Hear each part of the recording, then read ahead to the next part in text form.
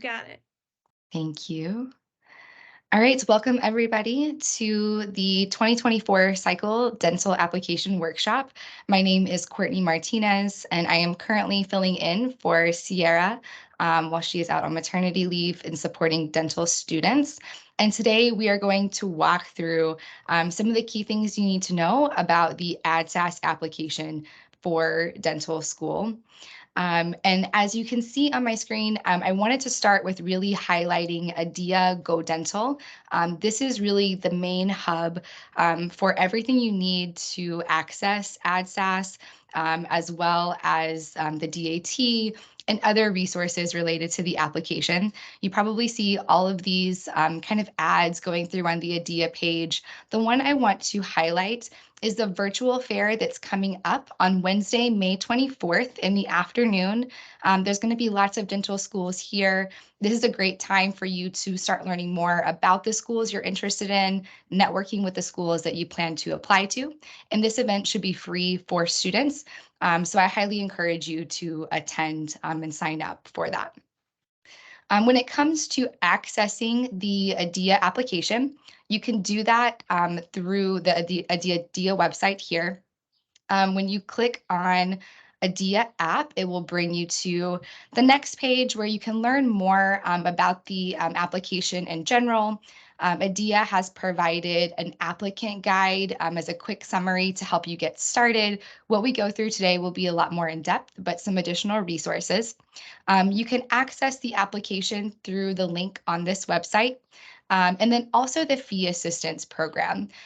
So I definitely encourage all applicants to look into this to see if this is something that they qualify for, and this is where you can find that information. We'll be sure to put the link to this in the chat by the end of the presentation today so that you have access. When you click on the Adia webpage for AdSAS, it will prompt you to log in, and we will do that in 1 second. I want to highlight also the dates for the application cycle this year. So AdSAS opened on May 9th and is currently accessible for you to begin filling out, completing the different parts of the application. And the first date for AdSAS submissions this year is May 30th. So that's when you can first submit your application for verification. Like I mentioned, whenever you begin your AdSAS application, it will bring you to a web page that looks very similar to this. So this is the dashboard for AdSAS. There are 4 main sections on the AdSAS application: personal information, academic history, supporting information, and program materials. So we're going to start at the top and kind of work our way through and make sure that we have some time for questions at the end.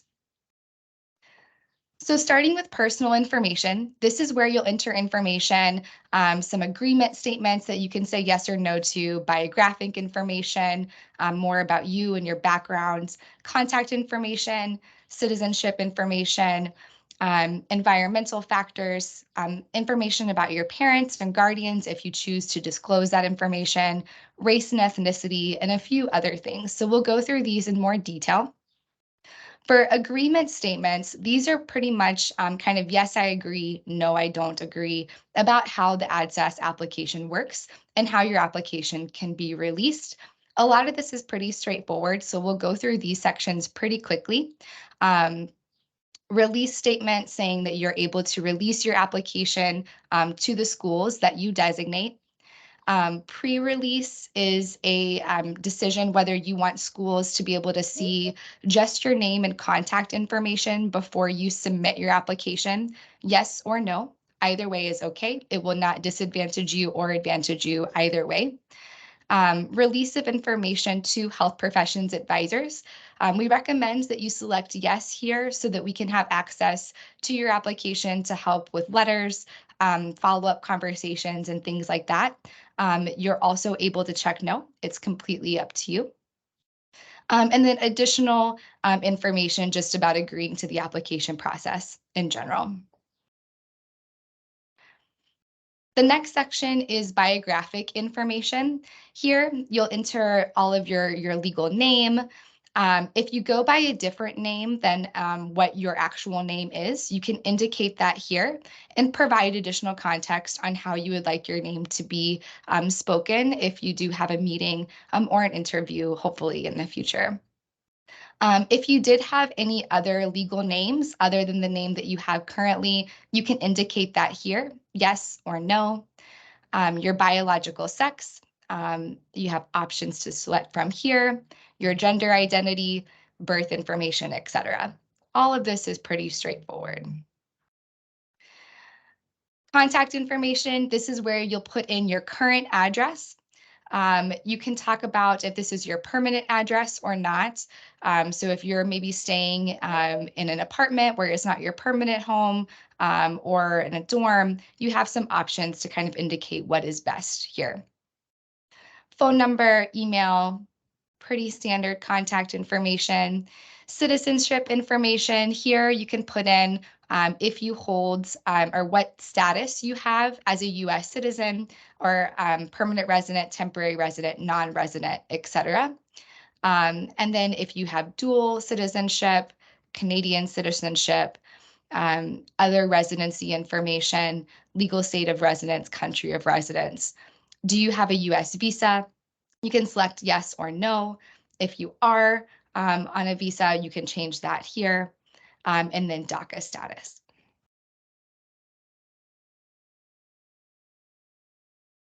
So environmental factors here, this is where you can talk more about your background and starting with a little bit more of your childhood history.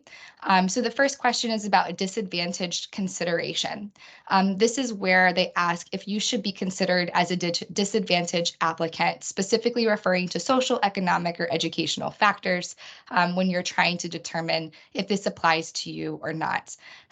If you're unsure if you have a disadvantaged background or what that criteria might be, they do provide an NIH link here that could be helpful to view. And if you have any questions, you can always follow up with me. I'm happy to provide feedback. But you would select yes or no here. If you select yes, you'll be prompted to kind of explain your rationale for why you selected that status. For family situation, here you can indicate any other members of your family if you've ever used a state or federal assistance program. Yes, no, not sure. Did you have pay employment before the age of 18? Were you contributing to family income at that time, or were you working for your own spending money? Just trying to get a better idea of what your socio-demographic was growing up. Childhood residency, you can pick from several options here: rural, suburban, urban, military. Use your best judgment, and if you're so inclined, feel free to provide additional context. This is not required. If it is required, it would have an asterisk, so you have some freedom here to provide as much context as you feel like the admissions committees would be helpful to them. More information about high school. And then, do you have any relatives in dentistry? If you change this to yes, you could indicate who that relative is, what their name is, where they went to school, types of degrees that they have, etc. And this is not only dentists, but maybe dental therapists, dental hygienists, lab technicians, assistants, etc. So just be sure to have an accurate picture when completing this section.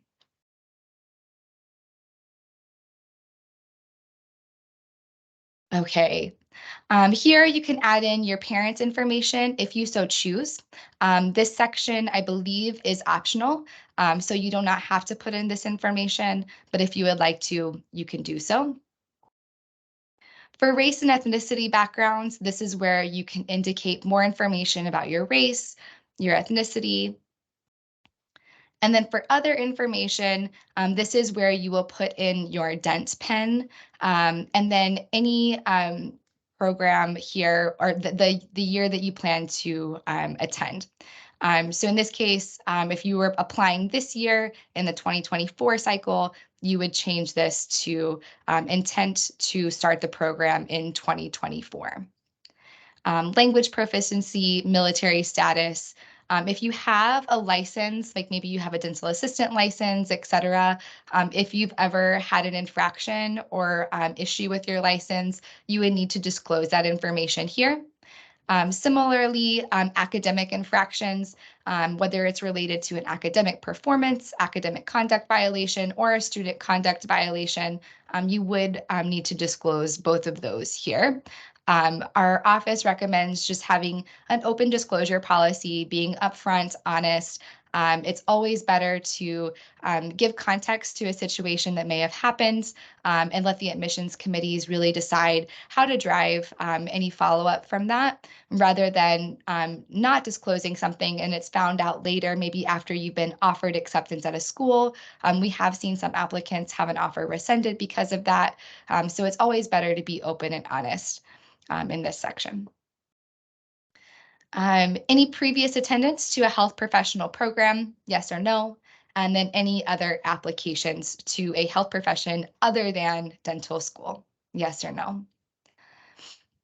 There's also still the section for COVID-19. So this is where you can talk about how you were impacted by COVID. Thinking from an academic, professional, and personal standpoint, what was your experience and how did you really grow from this? What challenges did you face? How did you overcome those challenges? The pandemic, as it states here, really did broadly impact everyone in the world, but everyone was impacted in different ways. So this is where you can provide the specific context to your personal situation so the admissions committee knows how to interpret your application. Other things in this section, education interruption. Has your education ever been interrupted or affected adversely for other reasons other than things you've already mentioned above in these other sections? So other than conduct or academic or COVID-19, was there ever a reason why you didn't take classes in a term? Um, so you could put that here if that applies to you. Military service interruption, and then previous applications to dental school. So if you have applied in the past, then you would indicate yes here, the year that you applied, and anything that's changed since your previous application. In this section, you also get to describe about your manual dexterity. This is really important to dental schools, so do be sure to complete this question, letting dental schools know how you've really developed your manual dexterity. Give specific examples of things that you've done to show this skill that you've developed. It does indicate that you should use a narrative and not bullet points. So really describe what you've done, why it's important to you, and how you feel like it's developed your manual dexterity skills. And then also first generation college student indication, yes or no, you could put all of that here. And then that concludes the personal information section. So all of that's pretty straightforward, kind of standard information. The second category is academic history. In academic history, this is where you will put in the colleges and universities you've attended, high school, and then you'll start to enter your transcripts, coursework and class by class, and then your exams. So starting with colleges and universities attended, in this section, you will want to include every college or university you have attended and taken courses at and earned a grade on some type of transcript. So for most of our students, you'll definitely have Northeastern University as one of your colleges that you attended. If you were in some type of global pathway prior to starting at Northeastern, maybe you were at NUN during your first term, Global Scholars maybe within the first and second term, or if you took classes at any other institution, you might also have another college or university that you would want to report. So there's a couple different ways to approach this, depending on the type of university that you went to. So if you attended a university abroad that was a US accredited institution, an example of that would be American College Thessaloniki. This is a US accredited institution overseas. you will put this university into AdSAS, and you will need to request a transcript directly from Thessaloniki to your AdSAS application. So you'll contact the registrar from the American College Thessaloniki, have them send their transcript to AdSAS for you. All of your classes from ACT would then fall under ACT when you enter your transcript and your coursework. You would not put your ACT courses under Northeastern University. However, there are some programs during NUN where students did not attend a U.S. institution overseas. An example of that would be University College Dublin. So in this case, this is considered a foreign institution. It's still important that you list the institution on your AdSAS application. According to AdSAS, they do want you to report all colleges and universities you've attended, even if it is a foreign institution. But that's kind of where everything would stop for a foreign institution. You would not send a transcript in for a foreign institution, and you would not include any courses from the foreign institution in your AdSAS application. When you go to see about transcripts, I'm going to kind of pop over to check status so you can see something here. Under transcripts, once you do have them requested, you'll see that for foreign institutions, it will automatically indicate that the transcript is not required. For all U.S. institutions and U.S. institutions overseas, you will be required to submit a transcript for those institutions.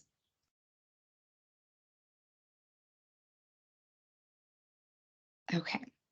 So I'll go in and kind of look at how you can add this in. So let's look at adding Northeastern in again.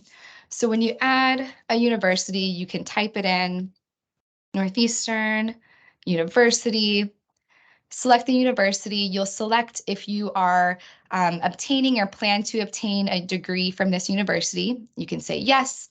If you have completed the degree, you'll say degree awarded. You can indicate which type of degree did you earn. Was it most commonly maybe a Bachelor of Science or a Bachelor's of Arts? What was your major? When did you earn the degree? If you had a minor, you can include that, but that's optional. If you were a double major or you had a dual degree, you can also include those things.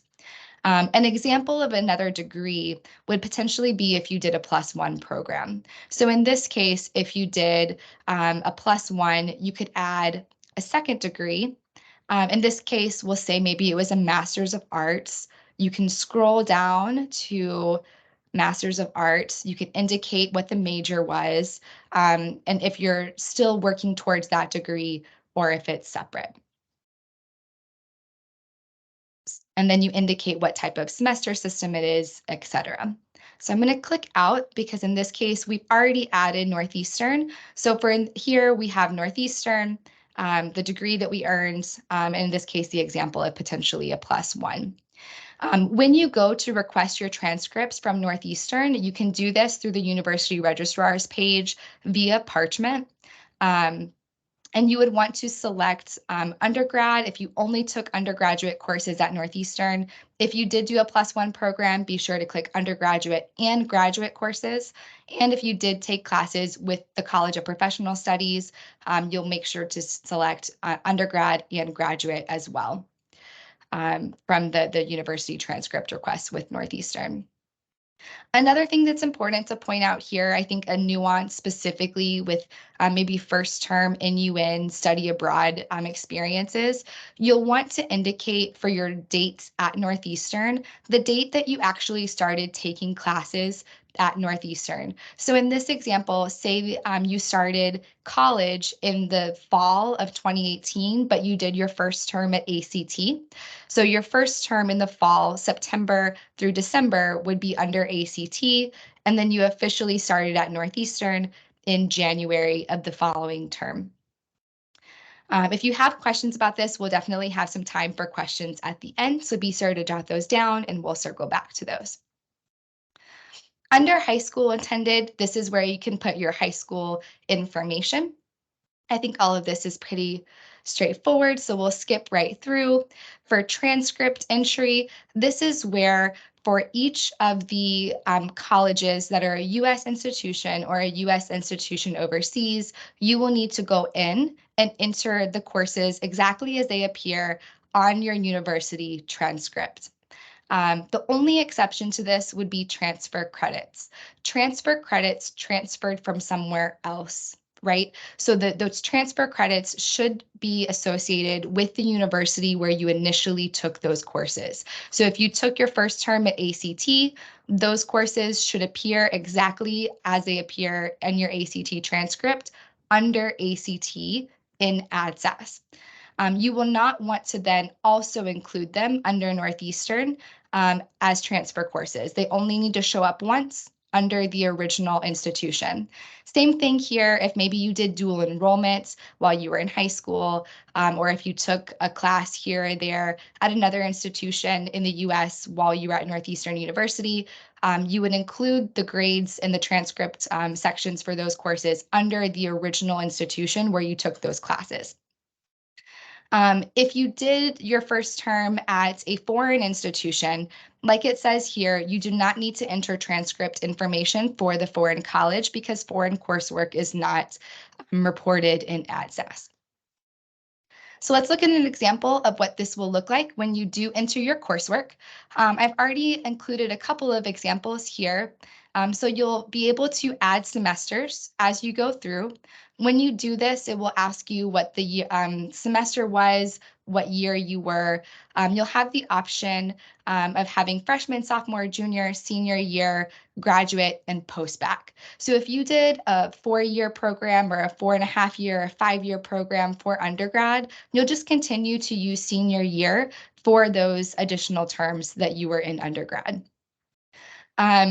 This is an example of what it will look like when you add in your chemistry or any other courses. You'll put the course code, course title. For the course subject, use your best judgment. You'll be given a drop-down list. There's not usually a right or a wrong as long as you're trying your best to most accurately represent the course that you are submitting. We know that there are some courses and many courses at Northeastern are interdisciplinary, so do the best to represent the courses when you choose the subject list. One question that we do get often is how do you categorize co-op as a subject? We recommend categorizing that as other health professions for ADSAS. If you feel like this doesn't fully represent your co-op, maybe you didn't do a co-op that was related to the dental pathway in any way, you can definitely follow up with me. I'm happy to provide some additional feedback there. But I think for the most part, other health professions has worked very well for our students in the past when they've applied with co-op. There is an option I'm just going to kind of acknowledge here about the professional transcript entry.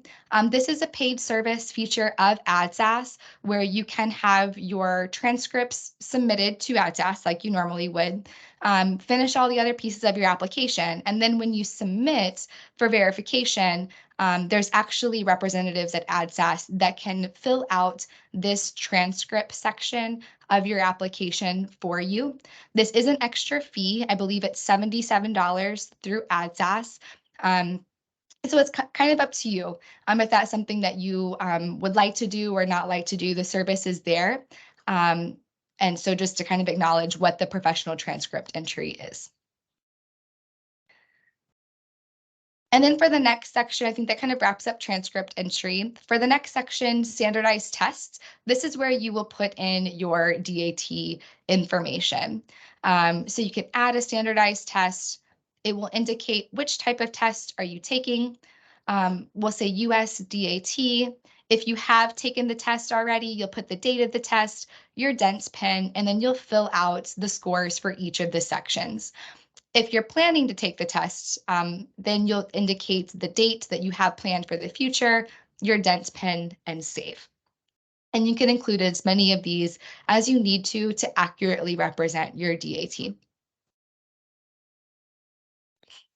So that kind of wraps up the academic history portion. Now let's talk about supporting information. So this is where you'll enter information about your evaluations or letters of recommendation, all of your experiences that you want to include on your application, any achievements you want to highlight, licensures that you have, and a copy of your personal statement. So under evaluations, if you are applying with the committee letter, this is where you will input Sierra's contact information to request the committee letter to be sent. So what it looks like when you create an evaluation request for the committee letter and or the letters packet, you will indicate that yes, this is a committee evaluation. You'll put in Sierra's contact information, first and last name and her email address. And then for the due date, we ask that you put August 31st as the due date. This is not the intention to be submitting in August 31st. We're going to turn these around for you as quickly as we can. The goal here is just to make sure we're not getting lots and lots of follow-up emails. So per our committee letter applicant guide, if you could just put August 31st as the due date, and know that we're going to turn them around for you as quickly as we can, whether it's a letters packet or a committee letter. There's no requirement. I guess you do have to send a little personal message to your evaluator. So maybe just a little thank you to Sierra, welcome back. Whatever you like to say here would be fine. For the waiver, you are required to waive your access to the evaluations per the letters packet and committee letter agreements. If you have any concerns with that, please contact me and I'm happy to talk with you about that more. And then permission to contact the reference from ADSAS, and then permission for the schools themselves to contact the reference. I do recommend that you select yes for both of those. If for any reason you don't feel comfortable with that, you don't have to check yes or no, but please follow up with me. I'm happy to talk with you more about that. If you are applying with individual letters this year and you're not using the letters packet or the committee letter, in this case, you would create individual evaluation requests for each of your letter writers that you want to upload to your application. When you submit the request here through ADSAS, it will send that evaluator a link to upload the letter directly to your application. If you're applying with letters packet and committee letter, you don't need to list the individual letter writers that you have in MAP in ADSAS. You only should list Sierra, and then all of your individual letters from MAP will be included in the letters packet and committee letter that we upload. Now we get to experiences. This is really also starting to get into some of the bulk of the application here, where you can add an experience.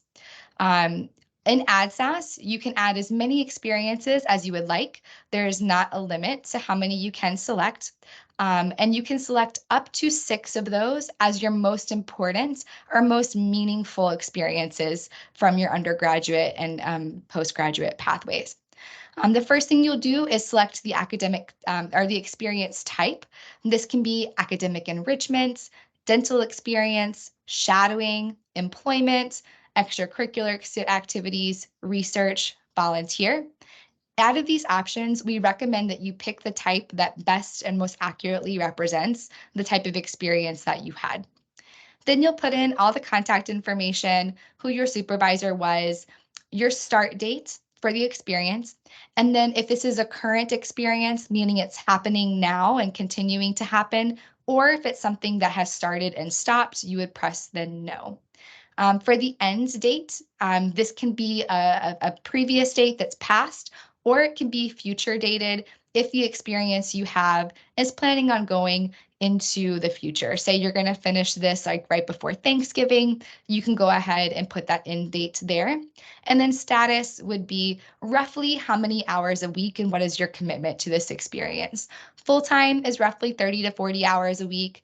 Part-time, anything between like 10 to 30 hours, 10 to 29 hours per week. Temporary would be just more flexible in general. You did this for maybe a shorter period of time, maybe a month or so. And then per diem would just kind of be the most flexible option. Again, the key here is picking the option that's most accurately represents the way that you spent your time in this experience or are spending your time. Then you can title the experience a title that most accurately represents the experience that you had. So maybe you've been a dental assistant at an office, so you can put dental assistant and then maybe the name of the practice that you're supporting. For type of recognition, you can pick as many of these as apply. I don't think you pick compensated and volunteer in the same category, unless maybe it transitioned as you were going through. But maybe if it was a co-op experience, you were compensated and you received academic credit. It was a part of your degree plan. That would be okay. So use your best judgment here. Average weekly hours, number of weeks, and then it will automatically calculate the approximate total hours for your experience. And then for your description, this is one of the most important part of your applications. You have 600 characters to describe and reflect on the experience. Maybe in one sentence, talk about what it is that you did. And for the rest of your experience box, talk about why you had that experience, why you chose that, what did you learn from that, what did you gain? About others, humanity, dental practice. How did this impact you in as your future aspirations for dental school? And then here, may we meaning AdSAS contact the organization? Yes or no? Use your best judgment there.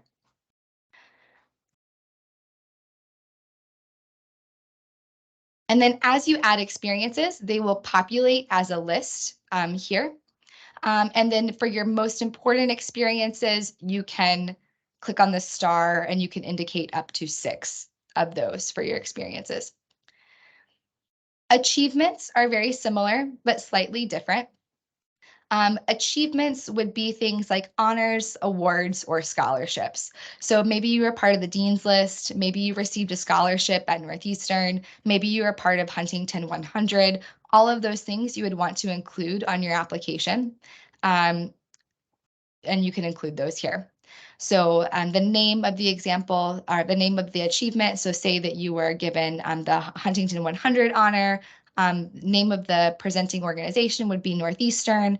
When you got that honor or scholarship, et cetera, and then a description. For a lot of these, like Dean's List, President's List, Huntington 100, you can probably look up definitions of those on the university website and then maybe copy and paste them here.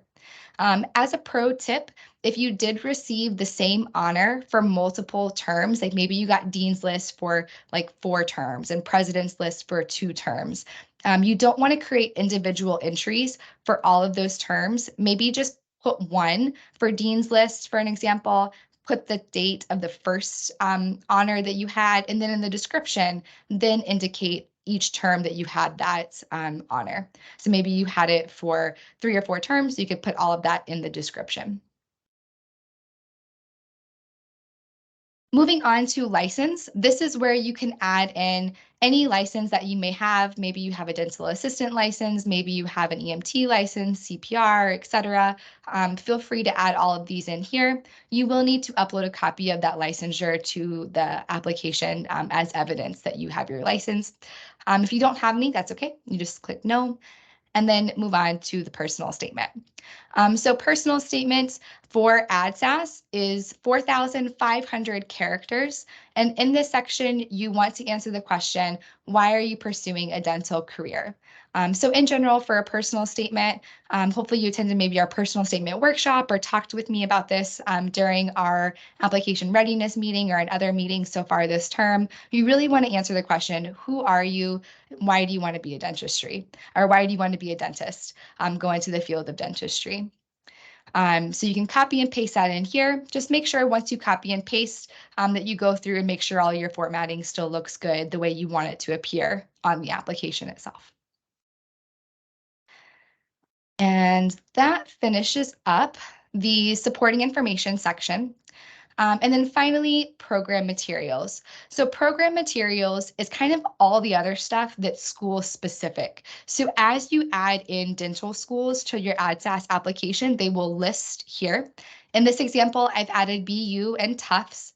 And when you click on that program, it will tell you more information about the program in general, any extra fees, timelines, all the good stuff. So definitely read through this.